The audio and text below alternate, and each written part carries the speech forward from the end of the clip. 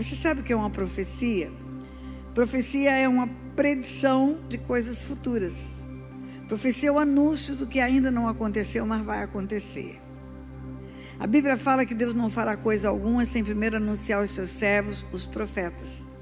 Não é porque ele tem um tititi com profetas, não. Faz dos profetas seu confidente, não. É porque os profetas são boca de Deus para anunciar para o povo o que vai acontecer.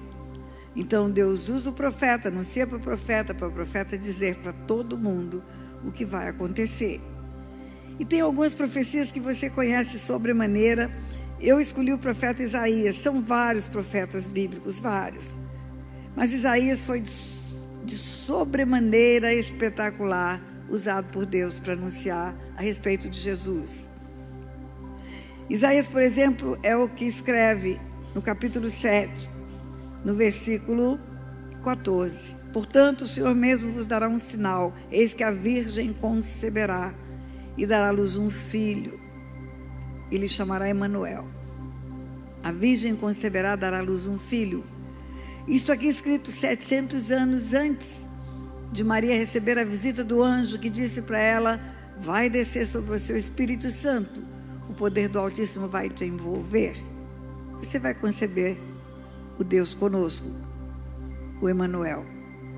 700 anos antes do fato, foi noticiado para ela. Maria sabia da profecia, Maria era judia. Maria conhecia Isaías. Os judeus sempre tiveram Isaías em alta conta. Por isso que quando o anjo fala com ela, ela fala: cumpra-se em minha palavra. O anjo, quando a cumprimenta, diz: bendito és tu entre as mulheres, bendito o fruto do teu ventre. Alegra-te muito, favorecida. Ou seja, o Senhor encontrou você e você está recebendo o favor de Deus. Ela entendeu. Por isso, quando ela entendeu, ela diz: cumpra-se em minha palavra. A palavra profética, a profecia de Isaías. E ela canta um cântico nesse dia: minha alma engrandece ao Senhor, meu espírito se alegra em Deus, meu Salvador, porque contemplou na humildade da sua serva. Ou seja, Deus me encontrou e me deu esse grande favor de ser o ventre que vai abrigar o Filho de Deus, que virá em carne para morrer na cruz do Calvário. Porque se Maria conhece a profecia de Isaías, ela conhece tudo o mais. Por exemplo, está escrito em Isaías 9, versículo 6. Porque um menino vos nasceu, um filho se nos deu, o governo está sobre os seus ombros. E o seu nome será maravilhoso, conselheiro, Deus forte, Pai da eternidade, príncipe da paz. Está falando de um governo eterno, que aquele menino que vem para o ventre de uma mulher vai estabelecer um governo eterno. Ele ainda não nasceu. Isaías já é capaz de ser usado por Deus para profetizar até a segunda vinda, a volta dele. Eu gosto muito de Isaías 41 e Isaías 42, eu prego muito sobre esses dois textos. Isaías 41, Deus confronta os ídolos.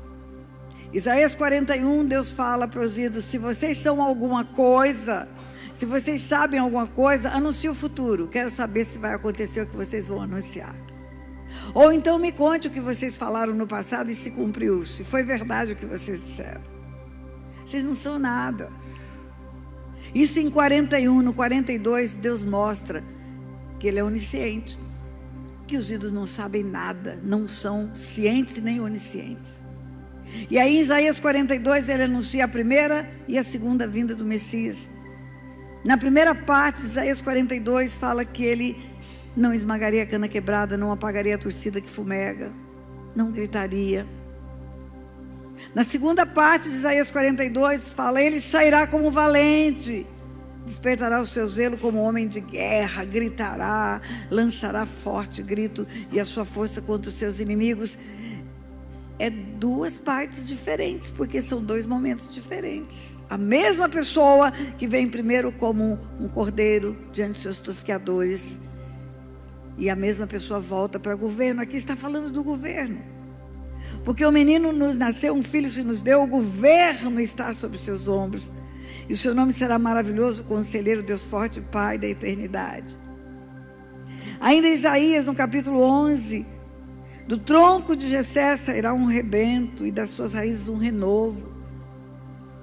Sobre ele repousará o Espírito do Senhor, Espírito de sabedoria, Espírito de entendimento, Espírito de conselho, de fortaleza, Espírito de conhecimento, de temor do Senhor. Deleitar-se-á no temor do Senhor, não julgará segundo a vista dos seus olhos, nem repreenderá segundo os ouvidos dos seus ouvidos, mas julgará com justiça os pobres, e decidirá com equidade a favor dos mansos da terra.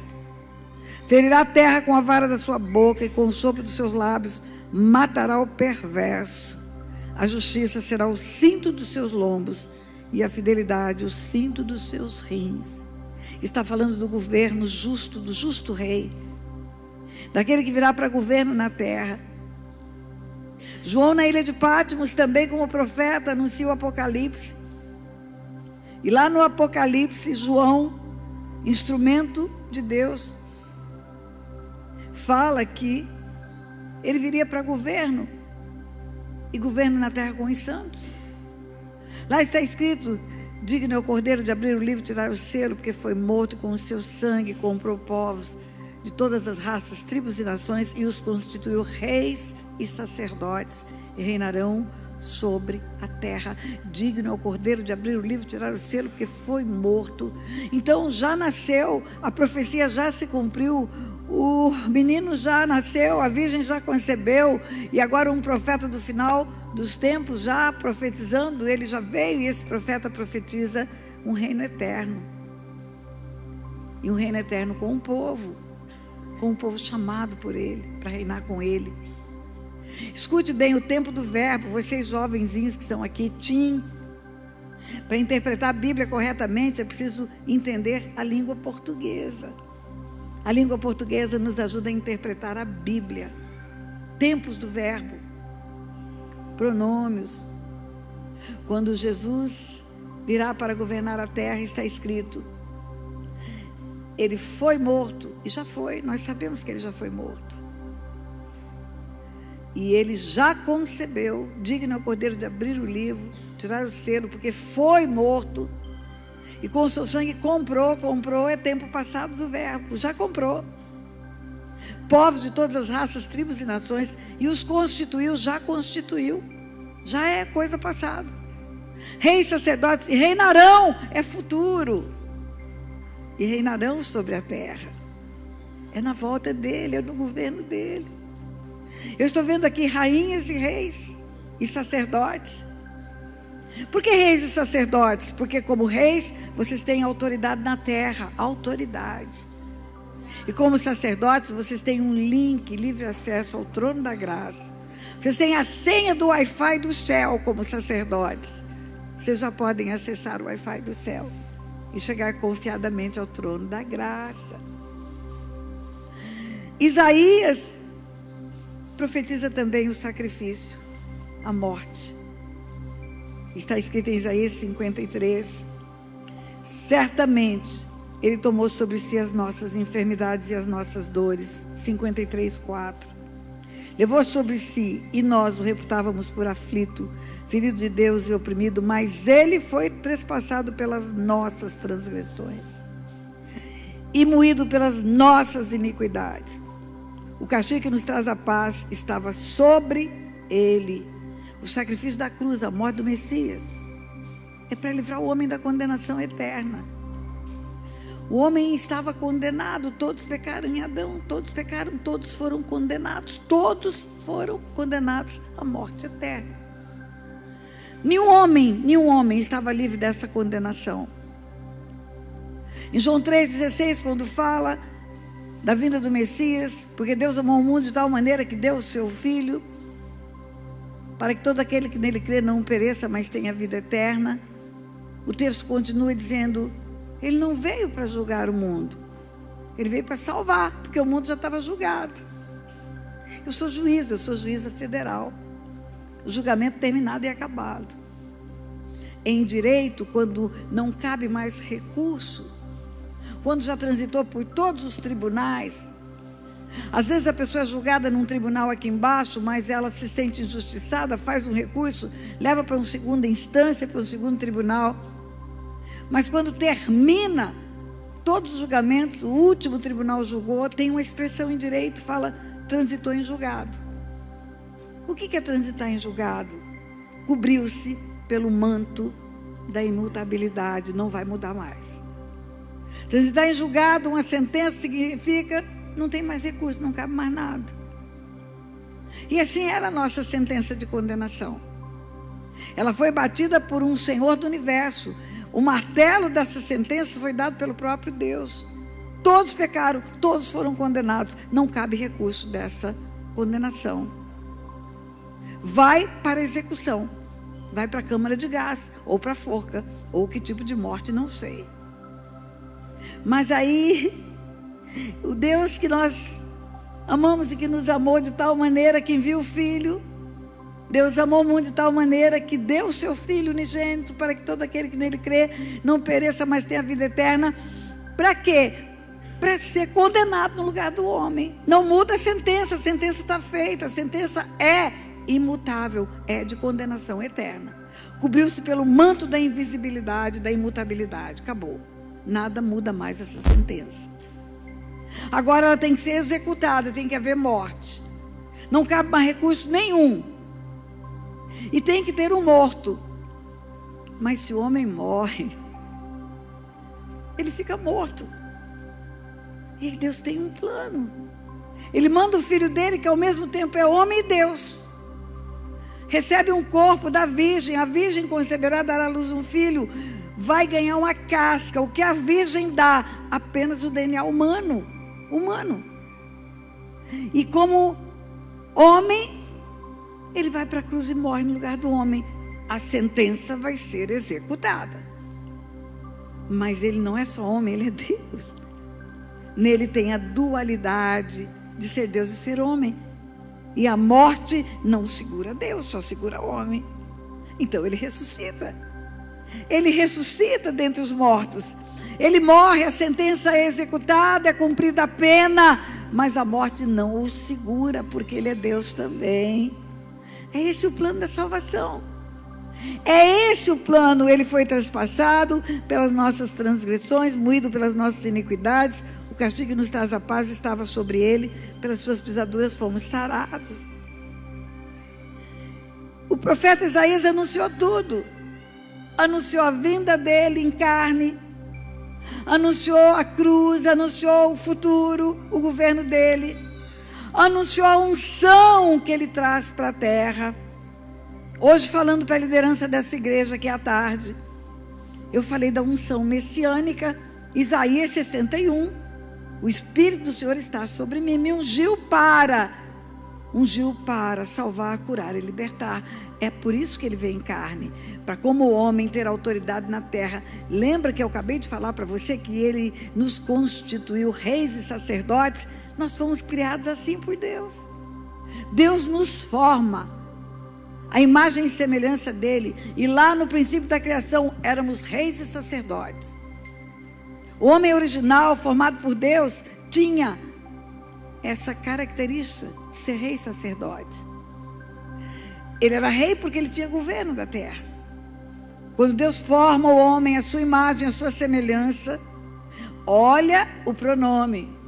Gênesis 1:26, também disse Deus, depois de fazer tudo, depois de dizer haja, e tudo for chamado à existência, também disse Deus, façamos o homem. Façamos é plural.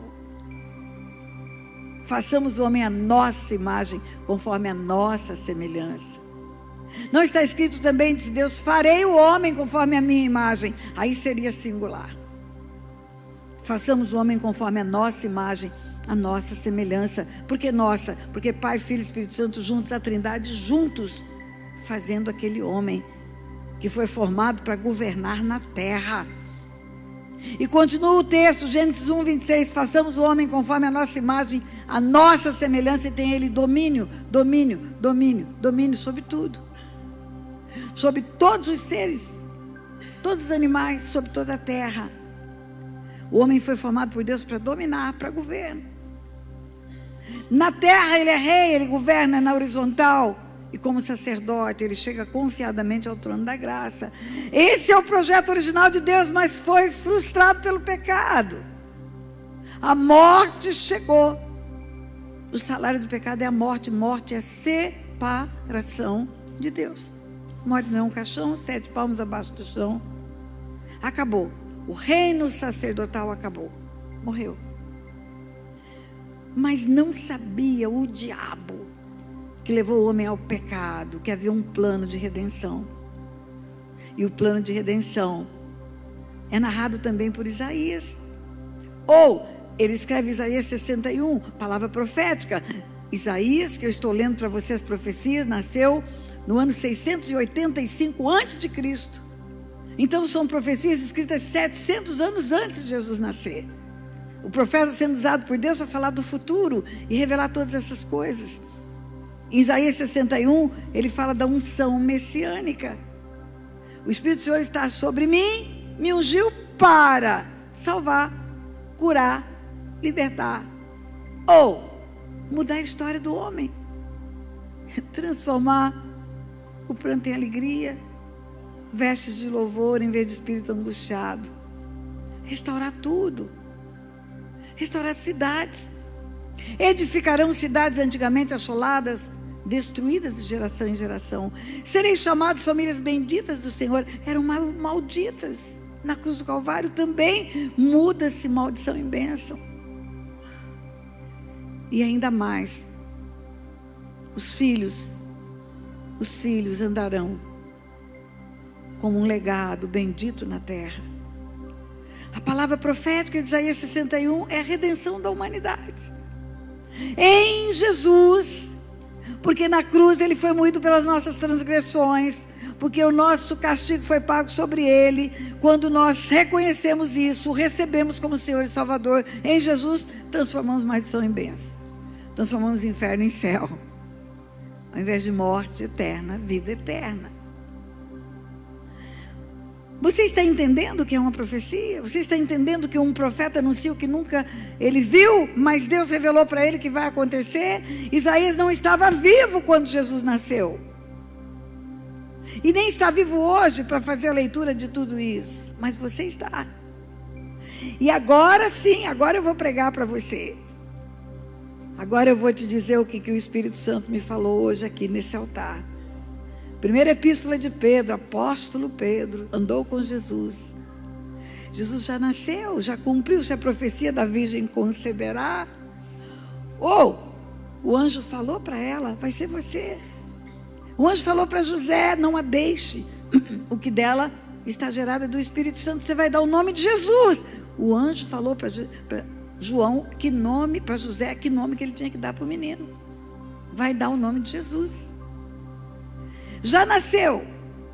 Pedro, que está escrevendo essa epístola aqui, estava pescando. Homem comum, simples, pescador de peixes. Um dia lançou as redes, noite inteira não pescou nada.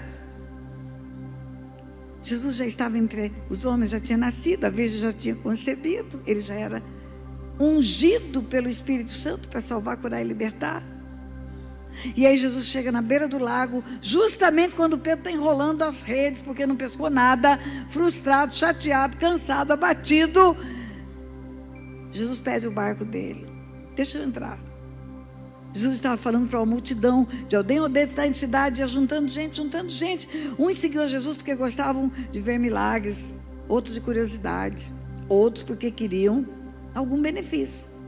Tem gente que chegava em Jesus interesseiro, outro chegava interessado, querendo saber quem ele era, querendo ver quem ele era. Mas chega Jesus com essa multidão na beira do lago. Pedro tinha acabado de enrolar as redes, não pescou nada, cansado, abatido, humilhado. Jesus fala, deixa eu entrar no seu barco. Para ensinar a multidão, fez daquele barco um púlpito. Entrou um pouquinho, não sei o que ele pregou, não está escrito.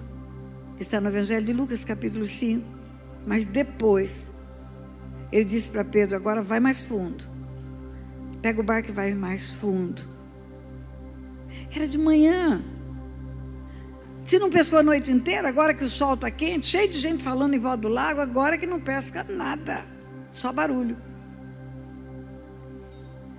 Mas o Senhor Jesus falou para ele, Foi o primeiro encontro dele com Jesus. Lançai as vossas redes. Pedro podia ter respondido para Jesus tanta coisa. Senhor, não teve peixe a noite inteira, de manhã não tem. Senhor, tem uma multidão conversando em volta, não vai dar certo. Senhor, eu estou cansado, meu braço está doendo. Senhor, já enrolei as redes. Senhor, deixei dormir para voltar amanhã à noite, voltar hoje à noite. Senhor, o Senhor é carpinteiro, o Senhor não entende de pesca, o Senhor entende de carpintaria. Mas não é isso que Pedro fala. Pedro fala, Senhor, havendo lançado as redes a noite inteira, nada pescamos, mas sob sua palavra eu lançarei as redes. Quando Pedro lança as redes, tinha tanto peixe, que quase que o barco afundou. Teve que dar um pedido de socorro para o barco do lado, para socorrer. Pedro viu o milagre.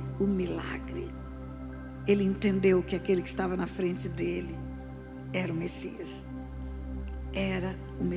Chegou, estava na terra. E Jesus chama Pedro. Vinde após mim que eu vou te fazer pescador de homens. Naquela hora Pedro foi batizado com unção de evangelista. Pedro abria a boca e convertia 3.000 pessoas. Eu falo que Pedro bocejava e o povo se convertia. Ele tinha unção de evangelismo, foi batizado com essa unção de evangelismo. Vinde após mim que eu vou te fazer pescador de homens. Andou com Jesus, viu Jesus em carne, ousado, corajoso. Um dia Jesus perguntou para os discípulos, quem dizem os homens que eu sou? Tu és um profeta. E vocês, quem dizem que eu sou? Resposta de Pedro, tu és o Cristo, o Filho do Deus vivo. Oh meu Deus, como que Pedro sabe que aquele homem de carne e osso, filho de Maria e José, é o Filho de Deus, é o Cristo, é o Cordeiro de Deus que tira o pecado do mundo, é o que vai ser moído pelas nossas transgressões. Jesus fala, não foi carne e sangue que te revelou, é só pelo Espírito que você ia saber disso. Pedro era ousado, era diferente. E Pedro anda com Jesus até o fim. Um dia ele desistiu, porque ele fazia também umas bobagens. Ele negou Jesus. Pedro negou Jesus. Jesus estava preso. E Pedro fingiu que não conhecia ele. Negou Jesus 3 vezes. Jesus ouviu, Jesus sabe tudo, conhece tudo. Mas Jesus não desiste das pessoas. O vídeo que eu fiz hoje à tarde, que ficou no meu canal do YouTube, que 111 países, que 11 países assistiram, que 170 pessoas entregaram a vida para Jesus. O título é, Ele não desiste de você, não desiste.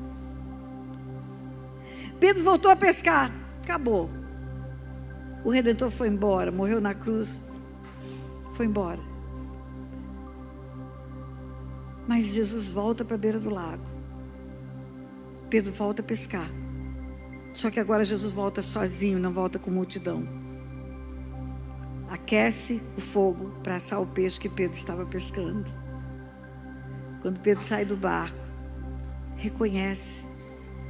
Jesus fala, Pedro, você me ama mais do que os outros? Então tem medida de amor. Você pode amar Jesus um pouco, pode amar um pouco mais. Pode amar mais ou menos e pode amar muito. É medida de amor, é língua portuguesa. Mais ou menos. Você me ama mais do que os outros? Pedro falou, sim, Senhor, tu sabes que eu te amo. Resposta de Jesus, então apacenta as minhas ovelhas. Ele tinha chamado Pedro para ser pescador de homens. Ele não desistiu do que ele combinou com Pedro. Pedro pode ter desistido, mas Deus nunca vai desistir da promessa que tem para você. Nunca vai desistir. Pode retardar por algum erro seu, mas Ele vai permanecer fiel naquilo que Ele prometeu. Eu vou te fazer pescador de homens. Pedro teve experiências antes da cruz. Pedro escreve na epístola dele que não vos dou a conhecer com fábulas engenhosas o que eu estou ensinando, mas nós somos testemunhas oculares. Eu estava lá no monte quando eu escutei a voz do céu dizendo, este é o meu filho amado em quem me comprazo. Nós ouvimos essa voz. Pedro estava lá no monte da transfiguração. quando ouviu a voz de Deus falar: esse é o meu filho amado, o Pai do céu testificando que o filho dele era aquele que estava em carne. Pedro sabia tudo isso. Mas Jesus partiu, subiu aos céus, assentou-se à destra do Pai. Pedro sabe as profecias todas do Velho Testamento. Pedro sabe tudo o que fez ele na terra. Pedro era corajoso. Ou, um dia Jesus estava andando sobre as águas e chama Pedro, e Pedro levanta do barco e anda sobre as águas. Mas pastor, andou só um pouquinho mais? Andou. Eu já vi um tanto de gente que nunca andou. Ele andou. Ainda que tenha sido só uns 2 passinhos, mas andou. Interessante que quando ele vai afundando, ele grita, porque ele pensa que o Senhor está longe, mas o Senhor estava do lado, a mão foi estendida na hora. Às vezes você acha que Deus está longe na hora que você está afundando em algum lugar. Você acha que Deus está distante de você, Ele está do ladinho. Basta que você grita que a mão dele é estendida e pega na tua mão. Na hora, na hora. E Pedro escreveu agora na primeira epístola dele o que eu vou ler para você. A partir do versículo 3. Primeiro eu vou tomar o meu golinho de água de coco. Obrigada, papai. Bendito Deus e Pai de nosso Senhor Jesus Cristo, segundo a sua muita misericórdia, nos regenerou, que segundo a sua muita misericórdia, nos regenerou para uma viva esperança, mediante a ressurreição de Jesus Cristo dentre os mortos. Pedro viu ele ressuscitado. Quando ele ressuscita, ele aparece para os 11 discípulos. Um suicidou, era Judas. Mas em Marcos 16, a partir do versículo 14, fala que ele estava reunido com 11. E ele dá aquilo que é a grande comissão: ide por todo mundo, pregar o evangelho a toda criatura. Quem crer e for batizado será salvo, quem não crer será condenado. Esses sinais acompanharão aqueles que creem. Primeiro sinal: em meu nome expulsarão um demônio. Pedro viu ele ressuscitado. Está escrito: nos regenerou para uma viva esperança, mediante a ressurreição de Jesus Cristo dentre os mortos. Quando eu vi ele ressuscitado, eu tive esperança de ressuscitar também. É isso que ele está falando. Quando eu vi que ele venceu a morte, eu sei que ele vai me chamar da morte, como chamou Lázaro um dia. Eu tenho esperança nisso, é isso que Pedro está dizendo. Para uma herança incorruptível, sem mácula, imarcessível, reservada nos céus para vós outros, que sois guardados pelo poder de Deus mediante a fé para a salvação, preparada para revelar-se no último tempo. Nisto exultai, embora no presente por um breve tempo, se necessário, sejais contristados por várias provações, para que, uma vez confirmado o valor da vossa fé, muito mais preciosa do que ouro perecível, mesmo apurado pelo fogo, redunde em louvor, glória e honra na revelação de Jesus Cristo. Você pode passar por luta, você pode passar por tribulação, você pode passar por problemas, mas não perca o foco da sua salvação. É isso que ele está dizendo.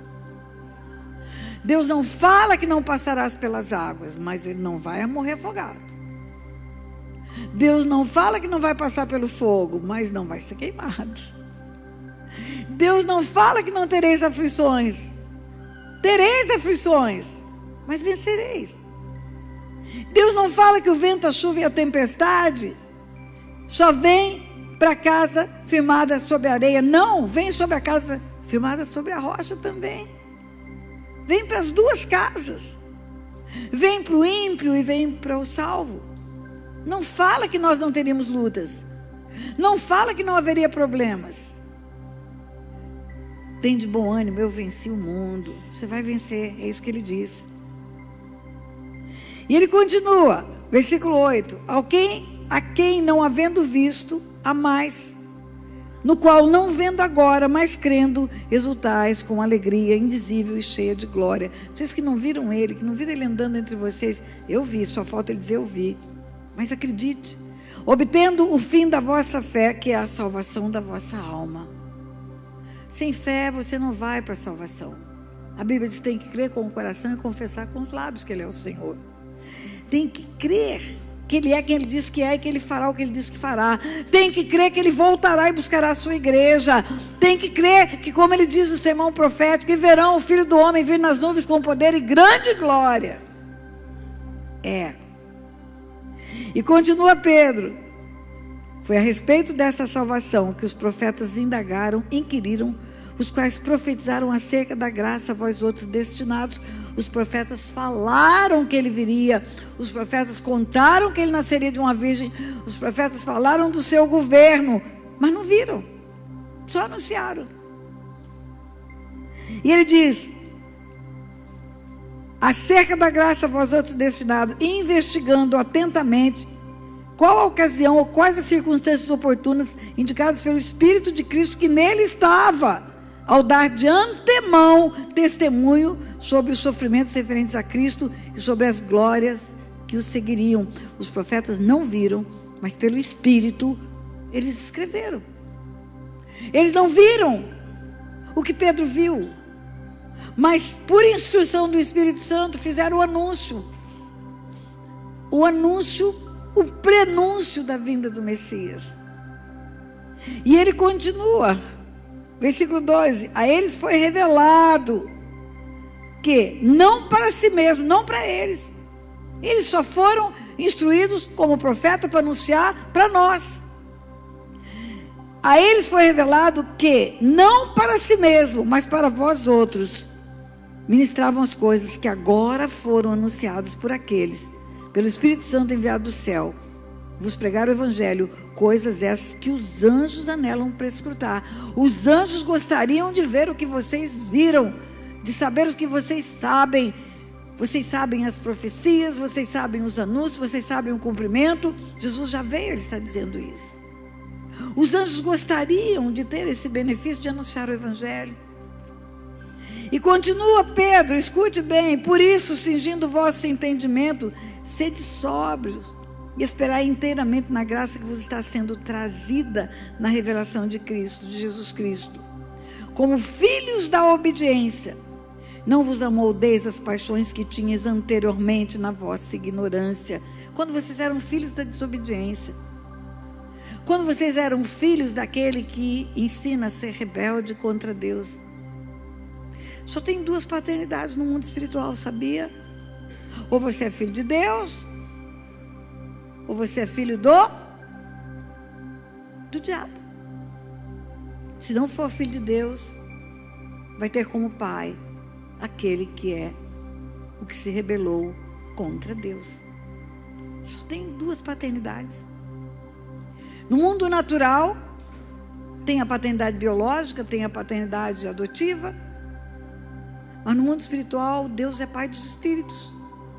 E só se torna filho de Deus quem recebe Jesus como Senhor e Salvador. Só se torna filho de Deus. A Bíblia fala: Ele veio para os seus não receberam, mas tantos quantos receberam, deu-lhes o poder de serem filhos de Deus.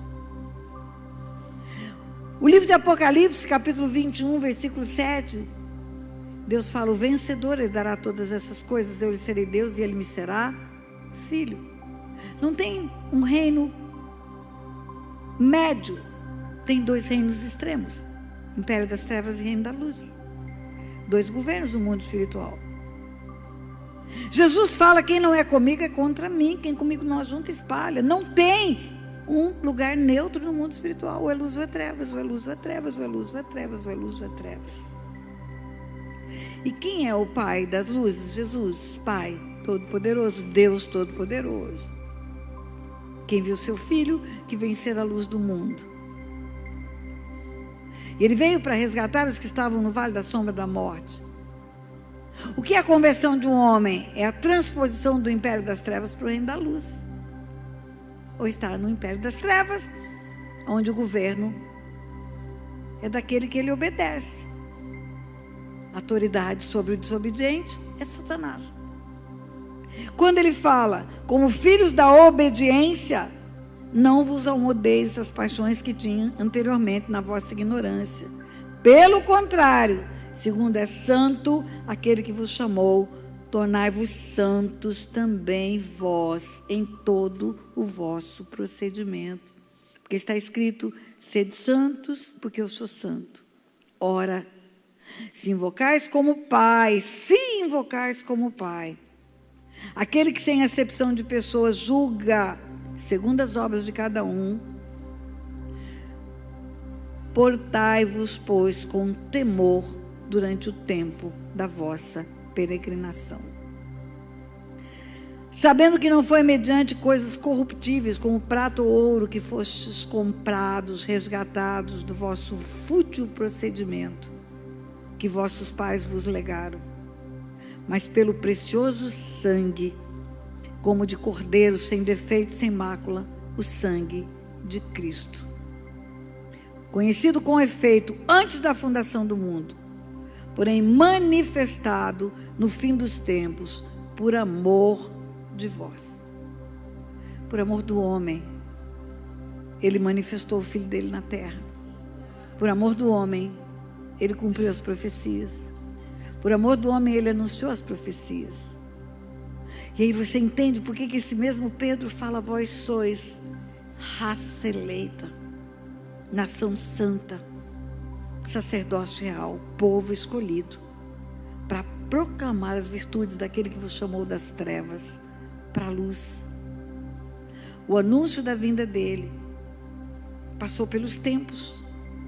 Começa na fundação do mundo, começa lá no Éden, quando o homem pecou. Deus fala: da barriga da mulher nascerá aquele que pisará a cabeça da serpente. Anuncia a vinda do Messias. Ele foi anunciado por tempos e tempos e tempos e tempos, desde a fundação do mundo. Mas aconteceu a chegada dele no nosso tempo. Nós sabemos que ele veio. Nós sabemos que ele já pisou na terra. Nós sabemos que já se cumpriram as profecias da primeira vinda. Nós sabemos que ele já veio manso como uma ovelha muda diante de seus tosqueadores. E como vamos negligenciar tão grande salvação? Como é que nós vamos ver no mundo caído sem tomar a decisão de entregar a vida para Ele? Como é que nós vamos nos comportar como vivíamos no tempo em que não sabíamos dessa verdade? Agora sabemos. Agora sabemos que só há salvação nele, só o nome pelo qual importa que sejamos salvos. Agora sabemos que o Filho de Deus veio em carne, nasceu do ventre de uma mulher para ter carne e sangue, para ser o sacrifício vivo daquela cruz. Agora sabemos que ele foi moído pelas nossas transgressões, que o castigo que nos traz a paz estava sobre ele. Agora sabemos tudo, é a revelação plena de tudo, não tem mais nada a ser revelado. Agora a única coisa que precisamos fazer é escolher com quem vamos viver por toda a eternidade. Aonde viveremos por toda a eternidade? Hoje à tarde, ministrando aqui nessa igreja para líderes, eu falei algo que eu tenho falado repetidamente, em várias pregações minhas. Tem frases terríveis que a gente escuta na vida, frases que ficam ecoando na nossa mente, a gente não esquece. O dia que eu perdi um filho, escutar o médico falar: teu filho está morto. O dia que eu tive um diagnóstico de câncer: você vai morrer. O dia que eu fui sequestrada, levada por bandidos: nós vamos te matar. Mas nenhuma dessas frases é tão ruim quanto seria ouvir no dia da volta dele, porque ele voltará. Ele falar para mim: não te conheço, aparta de mim, vós que praticais iniquidade. Por que Pedro fala: sede santo, como é santo aquele que vos chamou? Porque está escrito: sem santidade ninguém verá Deus. Está escrito. Está escrito. Esse sangue que nos comprou, esse precioso sangue, ele nos purifica, nos limpa. Mas nós precisamos querer isso. A nossa santificação é uma decisão nossa. Sabe o que fala do encontro da igreja com Jesus? É chamada noiva. Eia, são chegadas as bodas do Cordeiro, cuja esposa a si mesmo se ataviou. A si mesmo se ataviou. Ela se limpou. Na cruz tem tudo que um homem precisa para se limpar. Tem o perdão do pecado que precisa ser arrependido e confessado. Tem a cura da enfermidade. Tem a libertação do inimigo. Tem o rompimento das maldições. A cruz é um depósito bancário cheio de bênçãos para mim. Mas eu tenho que acessar a cruz. A escolha é minha. Quando eu disse que na hora da criação, Deus disse Deus, façamos o homem conforme a nossa imagem, a nossa semelhança, e tem ele domínio sobre todas as coisas. Domínio é governo. O homem tem governo sobre a sua vida e sobre a terra. O governo sobre a sua vida é determinado pelo livre-arbítrio. Eu escolho o que eu quero para a minha vida. Eu escolho o que eu vou estudar. Eu escolho com quem eu vou casar. Eu escolho que caminho eu vou tomar. Eu escolho vida ou morte. Meu amigo, hoje tu tens a escolha, vida ou morte, qual vais aceitar? Amanhã pode ser muito tarde. Hoje Cristo te quer libertar. Cantamos muito isso. Eu escolho Jesus ou não? Eu escolho salvação eterna, eu escolho morte eterna. O governo da terra também é meu. Eu abro a porta para quem eu quiser, do mundo espiritual para o mundo natural. Lá no começo do começo, Deus fala para Caim: o pecado jaz à porta, te cumpre dominá-lo. No livro de Apocalipse, Jesus fala: eis que estou à porta e bato. Se você abrir, eu vou entrar. Luz ou trevas? Quem eu vou botar na minha vida? Para quem eu vou abrir a porta? Eu só sei que no final dos tempos, quando Ele voltar, todos os portais eternos serão abertos. Levantai, ó portas, as vossas cabeças, levantai, ó portais eternos, para que entre o Rei da Glória. E quando o Rei da Glória entrar pela porta, todo olho verá do Oriente ao Ocidente.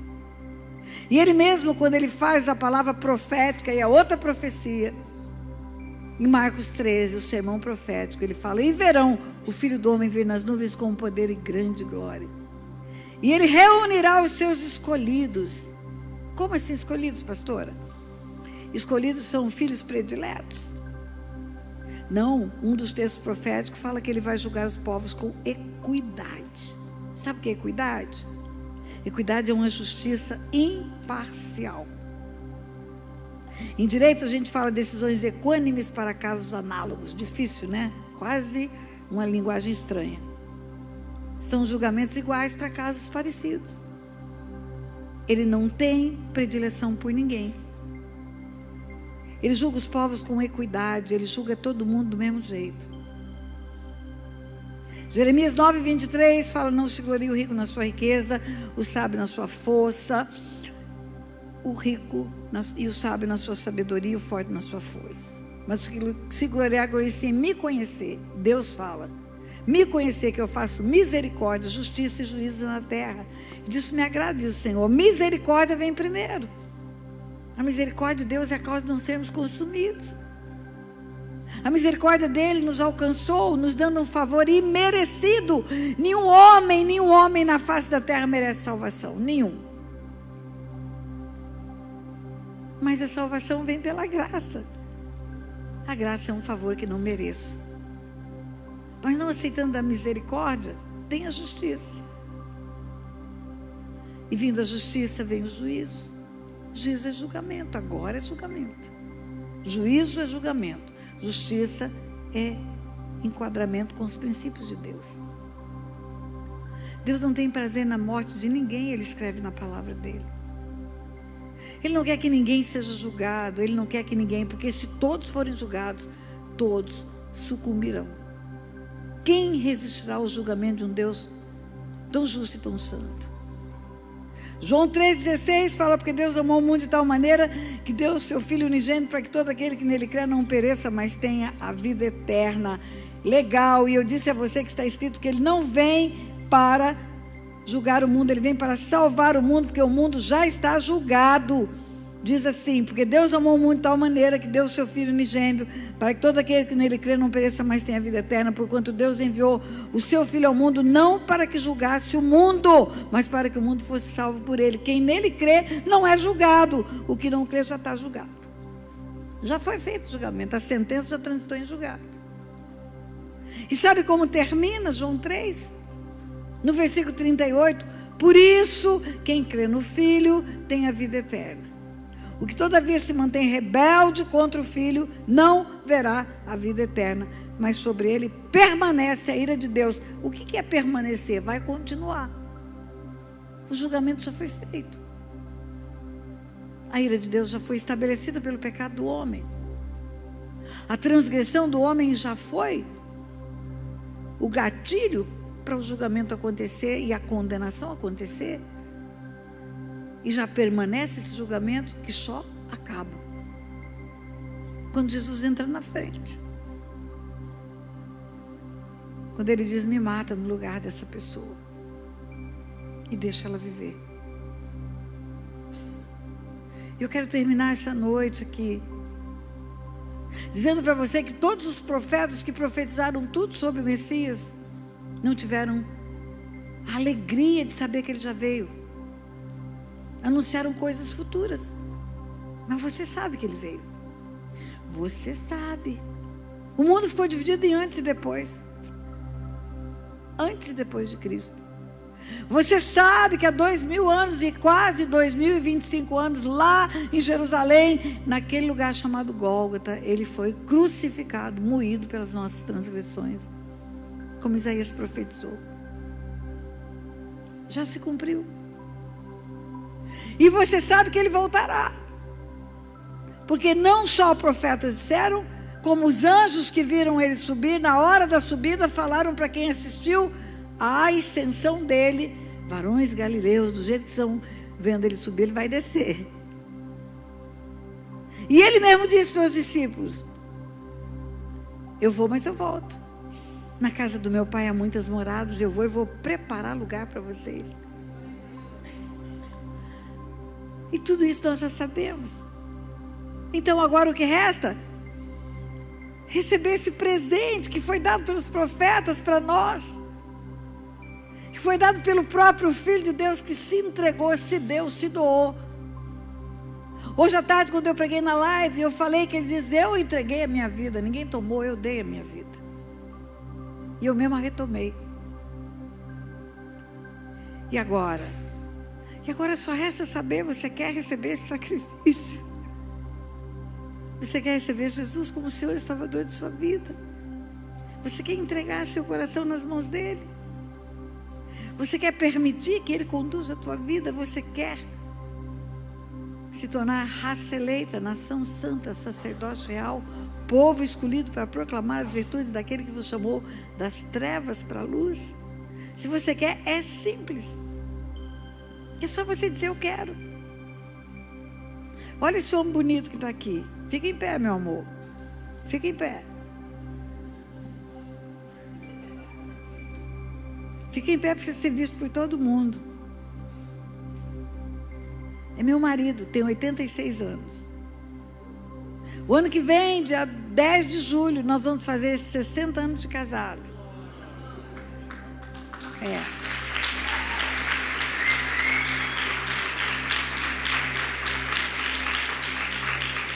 Sabe como que tudo começou? Há 60 anos atrás, eu respondi para um juiz: eu quero. Você quer receber esse homem como seu legítimo esposo? Unir-se com ele até que a morte separe? Eu disse: sim, eu quero. Foi uma palavra dada. Foi um compromisso feito. Foi uma declaração da boca que já estava no coração. É assim com Jesus. Eu falo que a maior escolha da vida de uma pessoa é Jesus. Porque pior do que viver sem Jesus é morrer sem Jesus. Escolher Jesus vai definir a sua eternidade. A segunda maior escolha é o casamento. Você vai viver até que a morte separe com a pessoa. E aí, queridos, você não pode demorar para escolher. Você não pode demorar para colocar dentro da sua vida aquele que te ama mais do que você mesmo se ama. Aquele que tem planos excelentes para você, melhores do que os seus. Então, sem mais delongas, eu quero saber se tem alguém nesse lugar que entendeu essa pregação e quer entregar a sua vida para Jesus agora.